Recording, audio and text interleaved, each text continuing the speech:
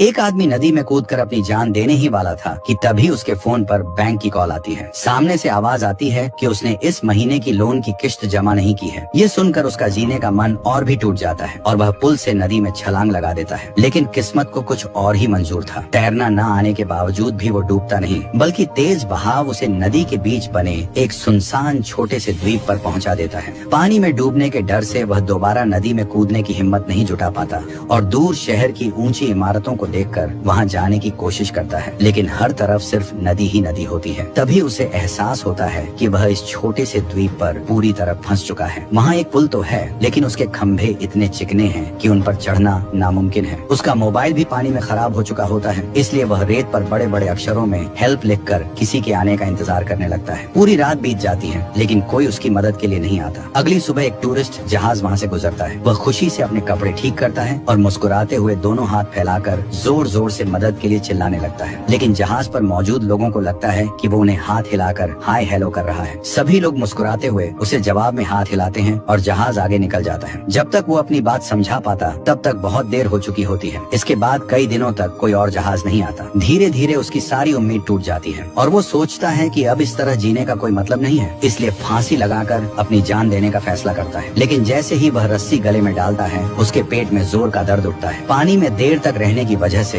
उसका पेट खराब हो चुका होता है। वो झाड़ियों में बैठा होता है, तभी उसकी नजर जमीन पर उगे छोटे छोटे फूलों पर पड़ती है। वह एक फूल तोड़कर छकता है और हैरान रह जाता है, क्योंकि उसका स्वाद बहुत मीठा होता है। उसी स्वाद के साथ उसे अपना बचपन याद आ जाता है। उसकी आंखों से आंसू निकल आते हैं। उसे एहसास होता है कि बीता हुआ समय कभी वापस नहीं आता। काफी देर रोने के बाद उसका दिमाग शांत हो जाता है और वो सोचता है कि अगर एक दिन इस द्वीप पर मरना ही है तो फिर आज ही मरने की इतनी जल्दी क्यों। इसके बाद वह नदी का गंदा पानी भी पी लेता है, जंगल में उगे मशरूम भी खा लेता है और अपने ऊपर चढ़े कर्ज की भी चिंता छोड़ देता है। उसे लगता है कि जब मौत तय है तो अब किसी बात का डर नहीं बचा। अगले दिन उसकी सोच पूरी तरह बदल चुकी होती है। वह रेत पर लिखा हेल्प मिटा देता है और उसकी जगह हेलो लिख देता है। अब अगले दिन से उसकी जिंदगी पूरी तरह बदलने लगती है। अब वह हर दिन मरने का इंतजार करने के बजाय जीने की कोशिश करने लगता है। आइलैंड पर सामान ढूंढते समय उसे किनारे पर फंसी हुई एक बतख वाली नाव मिलती है। अपना घर कभी न खरीद पाने वाला ये आदमी मजाक में उसी नाव को अपना घर बना लेता है। अब उसके पास बारिश और धूप से बचने की एक छोटी सी जगह भी होती है। कुछ दिनों बाद रोज रोज मशरूम खाकर वह परेशान हो जाता है। उसे मांस खाने का मन करता है। वह इधर उधर से रस्सियां और प्लास्टिक की पट्टियां इकट्ठी करके मछली पकड़ने का जाल बनाता है, लेकिन घंटों मेहनत करने के बाद भी एक भी मछली हाथ नहीं लगती। फिर वह भाले से मछली पकड़ने की कोशिश करता है, लेकिन भाला मछली में लगने के बजाय जमीन में धंस जाता है और वह खुद गिरते गिरते बचता है। इसके बाद उसकी नजर जंगली बत्तखों पर जाती है। वह धीरे धीरे उनके पास पहुँचने की कोशिश करता है, लेकिन बत्तखें उसे ऐसी घूरती हैं कि उसकी हिम्मत ही जवाब दे देती है। फिर वह जंगली मुर्गी पकड़ने के लिए जाल बिछाता है, लेकिन मुर्गियां उससे कहीं ज्यादा चालाक निकलती हैं। आखिर में वह पेड़ पर बैठे पक्षी को पकड़ने की कोशिश करता है। पूरी ताकत से पेड़ पर चढ़ने की कोशिश करता है, लेकिन उसकी पैंट तक घिस जाती है और वह ऊपर जाने के बजाय फिसलकर और नीचे आ जाता है। तब वह खुद पर हंसते हुए सोचता है कि शायद उसकी किस्मत में अभी सिर्फ मशरूम खाना ही लिखा है। तभी एक दिन उसे समुद्र किनारे कपड़े धोने वाले लिक्विड की एक बोतल मिलती है। वह खुश हो जाता है कि चलो इतने दिनों बाद सिर तो अच्छी तरह धो पाएगा। लेकिन जैसे ही वह झाग बनाकर बाल धो रहा होता है, तभी उसकी नजर नदी में तैरती हुई कुछ मछलियों पर पड़ती है, जो उस एक्सपायर्ड डिटर्जेंट के कारण मर गई थी। उसे इससे ज्यादा फर्क नहीं पड़ता, क्योंकि कई दिनों बाद उसके हाथ असली खाना लग गया था। वह लकड़ियां जलाकर मछलियां भूनता है। उनमें डिटर्जेंट की हल्की सी गंध जरूर होती है, लेकिन उसके लिए वह अब तक का सबसे स्वादिष्ट खाना था। अगले दिन किस्मत फिर उसका साथ देती है। वह देखता है कि मछली की हड्डियां खाने आई एक जंगली मुर्गी भी मर चुकी है। वह उसे भी पकाकर बड़े मजे से खाता है। इतने दिनों बाद पेट भरकर खाना मिलने से उसके चेहरे पर पहली बार सच्ची मुस्कान दिखाई देती है। धीरे धीरे आइलैंड की जिंदगी उसकी आदत बन जाती है। शुरुआत में जो जगह उसे जेल जैसी लगती थी, अब वही उसे सुकून देने लगती है। शहर का शोर, भाग दौड़ और तनाव अब उसे याद भी नहीं आता। वह पेड़ों के बीच घूमता है, पक्षियों की आवाज सुनता है, हवा का आनंद लेता है और अकेले ही छोटी छोटी चीजों में खुशी ढूंढने लगता है। कभी चीड़ के फलों से गोल्फ खेलता है और जब अच्छा शॉट लग जाता है तो खुद ही अपने लिए तालियां भी बजा देता है। एक दिन फिर से एक बड़ा पर्यटक जहाज वहाँ से गुजरता है, लेकिन इस बार वह उसे देखकर मदद के लिए नहीं भागता, बल्कि वो बिना कुछ कहे चुपचाप जंगल के पीछे छिप जाता है। उसी पल उसे एहसास होता है कि शहर की भीड़, तनाव और जिम्मेदारियों से कहीं ज्यादा उसे इस छोटे से आइलैंड की शांत जिंदगी पसंद आने लगी है। अब उसे यहाँ से भागने की नहीं, बल्कि यहीं जीने की इच्छा होने लगी थी। लेकिन उसकी यह शांत जिंदगी ज्यादा दिनों तक वैसी नहीं रहती। एक दिन उसे समुद्र किनारे कचरे के बीच इंस्टेंट नूडल्स का एक खाली पैकेट मिलता है। पैकेट पर बनी तस्वीर देखकर ही उसके मुंह में पानी आ जाता है। तभी उसे पता चलता है कि उसके अंदर मसाले का पैकेट अभी भी बचा हुआ है। वह हैरान रह जाता है कि आखिर कौन ऐसा इंसान होगा जिसने नूडल्स तो खा लिए लेकिन मसाला ही नहीं डाला। उस दिन के बाद उसे नूडल्स खाने की बहुत इच्छा होने लगती है।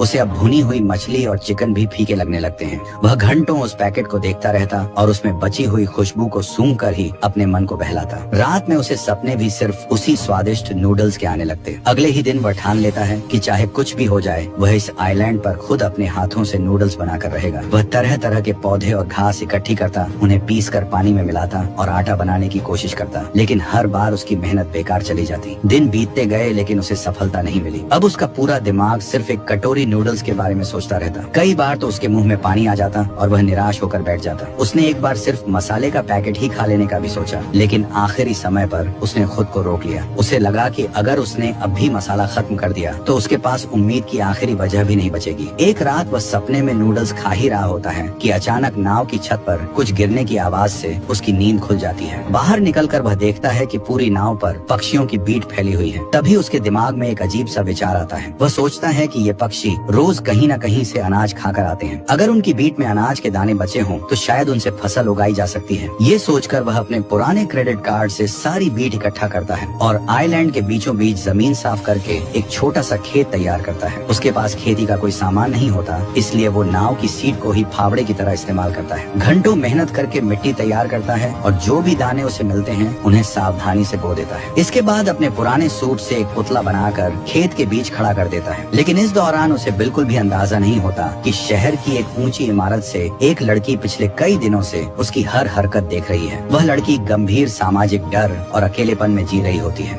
उसका कमरा कचरे से भरा रहता है और खिड़कियों पर हमेशा पर्दे लगे रहते हैं। उसकी माँ रोज दरवाजे के बाहर खड़ी होकर उससे पूछती कि उसे खाने में क्या चाहिए, लेकिन लड़की कभी सामने नहीं आती। वह सिर्फ मोबाइल पर मैसेज करके जवाब देती। उसकी माँ खाना दरवाजे के बाहर रख देती और उसके जाने के बाद ही लड़की दरवाजा थोड़ा सा खोलकर खाना अंदर ले जाती। अपनी असली पहचान से दूर रहने के लिए वह इंटरनेट पर किसी और की तस्वीरों और कहानियों से एक नकली पहचान बनाकर ब्लॉग चलाती थी। उस वर्चुअल दुनिया में वह जैसी चाहती वैसी बन सकती थी। वहाँ कोई उसके चेहरे के निशानों को नहीं देखता था, लेकिन असल जिंदगी में वह किसी से नजर मिलाने की भी हिम्मत नहीं कर पाती थी। उसका सबसे बड़ा शौक था अपने कैमरे से चांद की तस्वीरें लेना, क्योंकि उसकी नजर में चांद ही एक ऐसी जगह थी जहाँ इंसानों का शोर और भीड़ नहीं थी। हर रात चांद की तस्वीरें खींचने के बाद वह लड़की अंदर जाकर सो जाती थी। पूरे साल में सिर्फ 2 बार ही वह अपने कमरे के पर्दे खोलती थी। पहली बार तब जब शहर में होने वाली वार्षिक एयर रेड ड्रिल के दौरान सभी लोग बंकरों में चले जाते और पूरा शहर खाली हो जाता। उस समय वह खिड़की से उस सुनसान शहर को देखकर खुद को ऐसे महसूस करती जैसे वह किसी दूसरे ग्रह पर हो। लेकिन इस बार जब उसने कैमरे का झूम नदी की तरफ किया तो उसने रेत पर लिखे हेल्प को देख लिया। थोड़ा और झूम करने पर उसने देखा कि आइलैंड के बीच एक आदमी फांसी लगाने की कोशिश कर रहा है। ये देखकर वह इतनी घबरा गई कि पीछे गिर पड़ी और तुरंत पर्दे बंद कर दिए। उस रात वह बिल्कुल नहीं सो पाई।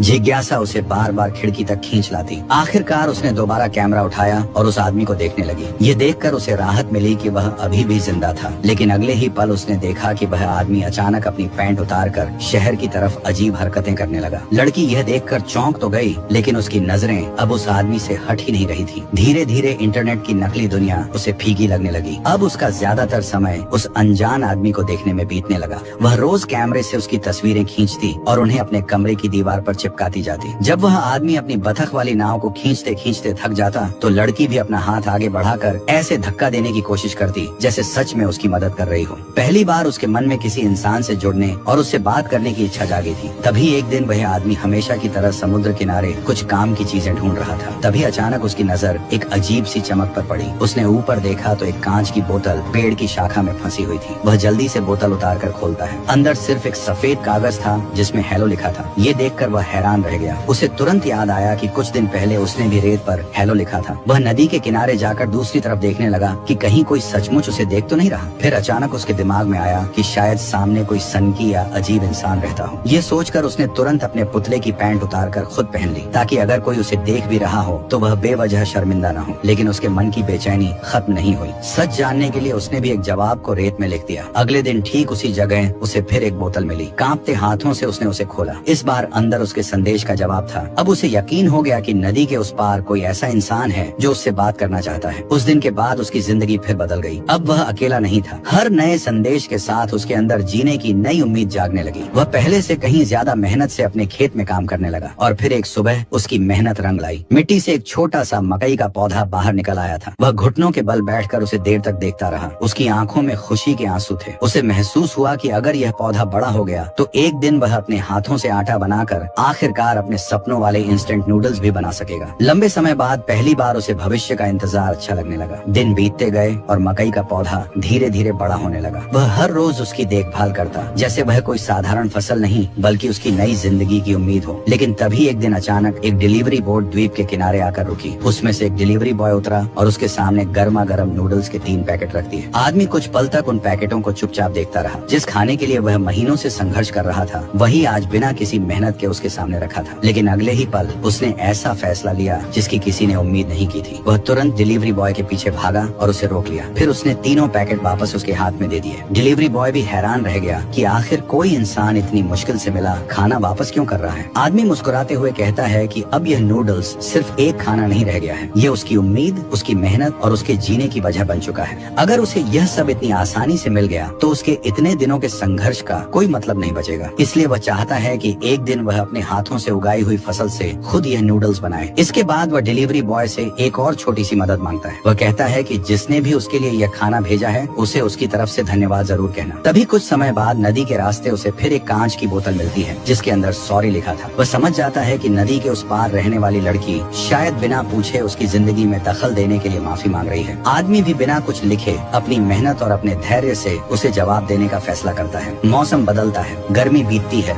बारिश आती है और फिर पतझड़ का समय आ जाता है। आखिरकार उसकी मेहनत रंग लाती है। खेत में मकई के साथ साथ कई तरह की सब्जियां और पौधे भी उगाते हैं। अब वह अपने सबसे बड़े सपने को पूरा करने की तैयारी शुरू करता है। सबसे पहले वह मकई को पीसकर उसका आटा बनाता है, फिर उसमें पानी मिलाकर गूंथता है। बेलन न होने की वजह से वह खाली कांच की बोतल से ही आटा बेलता है। उसके बाद बड़े ध्यान से उसे पतली पतली पट्टियों में काटकर नूडल्स तैयार करता है और उन्हें उबलते पानी में पकाता है। जब सारी तैयारी पूरी हो जाती है तब वह महीनों से संभाल कर रखा हुआ मसाले का छोटा सा पैकेट खोलता है। फिर डिलीवरी बॉय द्वारा लाए गए सॉस को अपने हाथों से बनाए नूडल्स में अच्छी तरह मिलाता है। कई महीनों की मेहनत, इंतजार और उम्मीद के बाद आखिरकार उसके सामने उसके सपनों की एक कटोरी नूडल्स तैयार होती है। वह पहला निवाला मुंह में रखता है और धीरे धीरे उसका स्वाद महसूस करता है। अगले ही पल उसकी आंखों से आंसू बहने लगते हैं क्योंकि उसके लिए यह सिर्फ नूडल्स की एक प्लेट नहीं थी बल्कि उस इंसान की जीत थी जिसने मौत को छोड़कर फिर से जीना सीख लिया था। कुछ समय बाद उसे नदी के रास्ते एक और कांच की बोतल मिलती है। इस बार उसमें उसके लिए शुभकामनाओं का संदेश था। लेकिन अब उसके मन में एक ही सवाल घूम रहा था, आखिर वह इंसान कौन है जो इतने दिनों से दूर रहकर उसकी परवाह कर रहा है। आखिरकार वह हिम्मत जुटाकर नदी किनारे एक संदेश छोड़ देता है कि वह उस अनजान दोस्त से एक बार मिलना चाहता है। उसे पूरा यकीन था कि जल्द ही जवाब मिलेगा, लेकिन दिन बीतते गए और दूसरी तरफ से कोई जवाब नहीं आया। इसी बीच एक रात भयानक तूफान आ जाता है। तेज हवाएं और बारिश उसकी महीनों की मेहनत पर पानी फेर देती है। उसका छोटा सा खेत पूरी तरह बर्बाद हो जाता है, फसल नष्ट हो जाती है और उसकी बतख वाली नाव भी तेज बहाव में बह जाती है जिससे वह टूट जाता है। अगली सुबह जैसे ही मौसम साफ होता है शहर के अधिकारी और पुलिस वहाँ पहुँच जाते हैं। दरअसल वो आइलैंड एक संरक्षित क्षेत्र था जहाँ किसी बाहरी व्यक्ति का रहना मना था, जिससे वे उसे जबरदस्ती वहाँ से हटाने लगते हैं। आदमी बार बार उनसे विनती करता है कि उसे यहीं रहने दिया जाए क्योंकि वह अभी किसी का इंतजार कर रहा है, लेकिन उसकी एक नहीं सुनी जाती और उसे जबरदस्ती वहाँ से ले जाया जाता है। दूसरी तरफ ऊंची इमारत में रहने वाली लड़की कैमरे से यह सब देख रही होती है। वह समझ जाती है कि अगर आज उसने कुछ नहीं किया तो शायद वह आदमी हमेशा के लिए उसकी जिंदगी से चला जाएगा। कई सालों से अपने कमरे में कैद रहने वाली लड़की पहली बार बिना डरे दरवाजा खोलती है। वह धूप में बाहर निकलती है और पूरी ताकत से उसकी तरफ दौड़ पड़ती है। उसके चेहरे पर पुराने जख्मों के निशान अब भी थे, लेकिन अब उसको इससे कोई फर्क नहीं पड़ रहा था। उधर पुलिस आदमी को शहर में छोड़ देती है। सब कुछ खो देने के बाद वह फिर से पूरी तरह निराश हो जाता है। उसके कदम अनजाने में उसी ऊंची इमारत की तरफ बढ़ने लगते हैं जहाँ से कभी उसने अपनी जान देने का फैसला किया था। तभी पीछे से लड़की दौड़ती हुई आती है, लेकिन जब तक वह पहुँचती आदमी बस में बैठ चुका होता है। लड़की पूरी ताकत से बस के पीछे दौड़ती है लेकिन पहुँच नहीं पाती। लेकिन उसी समय शहर में एयर रेड सायरन बज उठता है। सुरक्षा नियमों की वजह से बस को पुल के नीचे रोक दिया जाता है। ये देखकर लड़की जल्दी से दौड़कर बस में चढ़ जाती है और सीधे उस आदमी के सामने पहुंच जाती है। दोनों कुछ पल तक बिना कुछ बोले एक दूसरे को देखते रहते हैं। जिन दो लोगों ने अकेलेपन, दर्द और जीने की उम्मीद खो दी थी वे आखिरकार आमने सामने खड़े थे और इसी मोमेंट के साथ मूवी खत्म हो जाती है।